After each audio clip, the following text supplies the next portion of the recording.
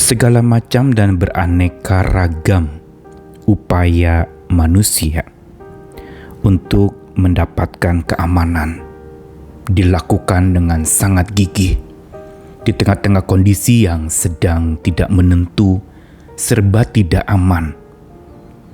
Berbagai macam serangan bertubi-tubi bisa datang melanda, bahkan bukan saja bertubi-tubi tetapi juga tiba-tiba menyerang. Rasa aman menjadi begitu mahal harganya, sehingga kita harus membayar harga yang begitu banyak supaya bisa aman. Begitu juga proteksi atau perlindungan. Segala macam upaya dan propaganda yang berupa proteksi atau perlindungan dana yang tersedia bila musibah atau malapetaka datang melanda. Itu dipromosikan dengan sangat gencar dan banyak orang juga akhirnya mengejar proteksi-proteksi semacam itu. Memang tidak salah karena manusia berupaya untuk menyajikan perlindungan atau proteksi serta rasa aman yang tinggi. Tetapi sesungguhnya kalau kita mau melihat dari kacamata iman, rasa aman dan perlindungan yang paling mujarab dan sejati bahkan kekal tidak pernah dapat hilang adalah rasa aman di dalam Tuhan. Begitu pula perlindungan atau proteksi yang dari Tuhan. Inilah jaminan yang tak dapat diragukan lagi. Dia kekal, Allah Maha Kekal, karenanya proteksi dan rasa aman yang Dia berikannya pun itu kekal. Namun keduanya tidak terjadi secara otomatis. Kita tidak serta-merta mendapatkan rasa aman dengan hanya berdoa. Dan kita juga tidak serta-merta mendapatkan proteksi atau perlindungan hanya dengan beribadah. Tapi ada yang perlu kita lakukan. Bukan saja berdoa dan beribadah, tetapi kita membutuhkan hikmat Tuhan. Inilah yang kitab suci catatkan, bahwa hikmat itu adalah pangkal selamat. Saya Nikolas Kurniawan menemani lagi di dalam Sabda Tuhan, masih dari kitab Bijak, yang syarat dengan kata-kata bijak sekaligus ditulis oleh orang yang dikaruniakan bijaksana sejati dari Tuhan. Amsal 1 ayat 29-33. Oleh karena mereka benci kepada pengetahuan dan tidak memilih takut akan Tuhan, tidak mau menerima nasihatku, tetapi menolak segala teguranku, maka mereka akan memakan buah perbuatan mereka dan menjadi kenyang oleh rencana mereka. Sebab orang yang tak berpengalaman akan dibunuh oleh keengganannya, dan orang bebal akan dibinasakan oleh kelalaiannya. Tetapi siapa mendengarkan aku, ia akan tinggal dengan aman, terlindung daripada kedahsyatan malapetaka. Sebagaimana yang memang menjadi nilai yang unik dalam pemaparan hikmat di dalam kitab Amsal adalah bahwa hikmat itu digambarkan seperti sosok atau pribadi yang disebutkan dengan kata ganti orang, digunakan kata ia. Dan ini diungkapkan juga di dalam Amsal pasal 1, khususnya ayat 29-33 ini. Digambarkan tentang bagaimana ada orang-orang yang akhirnya justru menjadi binasa, menjadi terbunuh oleh keengganan dan kelalaiannya. Mereka benci kepada pengetahuan dan tidak memilih takut akan Tuhan atau tidak memilih hikmat yang daripada Tuhan. Mereka tidak mau menerima nasihat hikmat itu, menolak segala teguran hikmat itu.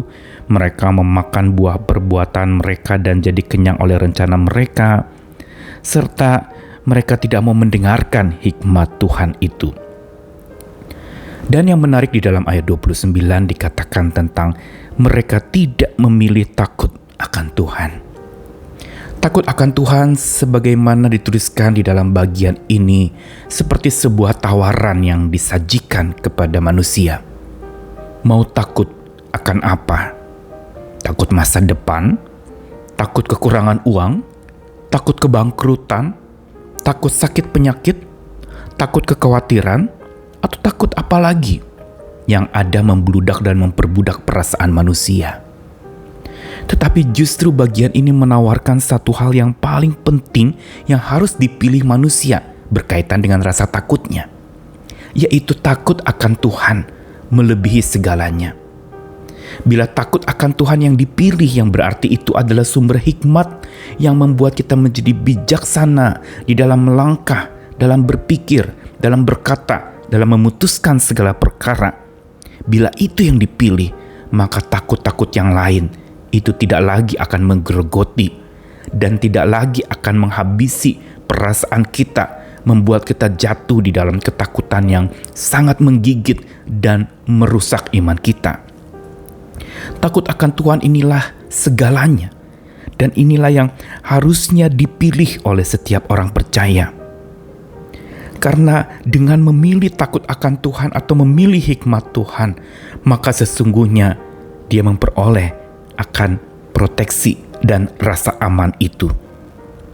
Ini yang secara mujarab dikatakan dalam kitab Amsal. Dan teguran itu pun dikatakan bahwa tetapi banyak orang yang justru malah menolak segala teguran hikmat. Mereka lalu kemudian kenyang oleh rencana mereka tanpa melibatkan Tuhan. Sehingga ketika rencana itu mulai digoyangkan, mulai dibelokkan, maka marahlah mereka kepada Tuhan atau siapapun yang menghalangi rencana mereka bisa terlaksana. Dan gambaran tentang manusia yang tidak berpengalaman dan bebal ini mau menegaskan kepada kita itulah kita, dan faktanya adalah memang kita demikian, yaitu kita tidak berpengalaman. Kita begitu lemah di dalam pengalaman kita. Kita juga bebal atau keras kepala. Dan kedua hal inilah yang menjadi penghambat terbesar untuk takut akan Tuhan terjadi di dalam hati kita, dan hikmat Tuhan juga tidak jadi bertumbuh di dalam hati kita. Kenapa?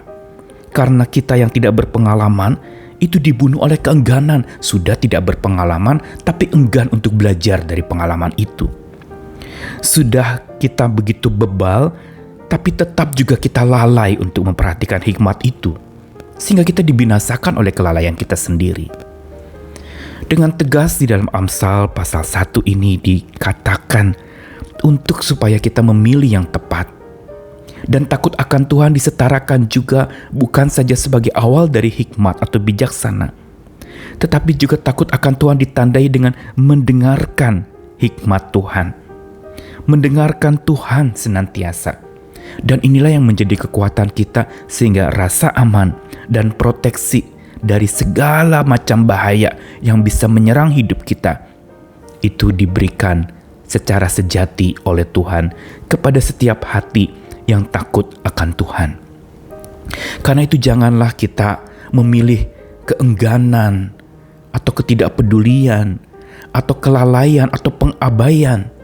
Jangan pilih itu. Karena itu adalah cikal bakal dan awal dari kejahatan dan kesesatan yang akan ambil alih semuanya bila kita enggan dan lalai dididik oleh hikmat Tuhan, enggan dan lalai untuk ditegur oleh Tuhan, enggan dan lalai untuk dibimbing oleh suara Tuhan. Kita mungkin menganggap mendengarkan Tuhan itu buang-buang waktu, atau kita merasa mendengarkan Tuhan itu seolah-olah tidak mendatangkan keuntungan, atau mendengarkan Tuhan itu seringkali justru hanya untuk orang-orang yang tidak punya kerjaan. Tapi justru dengan tegas Amsal mencatatkan bahwa siapa yang mendengarkan aku, siapa yang mendengarkan Tuhan dan suara hikmat Tuhan itu di dalam hatinya, dan itu yang dipilih untuk diikuti, maka ketenangan dan keselamatan, rasa aman dan perlindungan yang dari Tuhan itu tidak akan beralih dari hidup kita. Karenanya tetaplah hidup di dalam hikmat Tuhan. Jangan lupa setiap hari awalilah dengan minta hikmat Tuhan.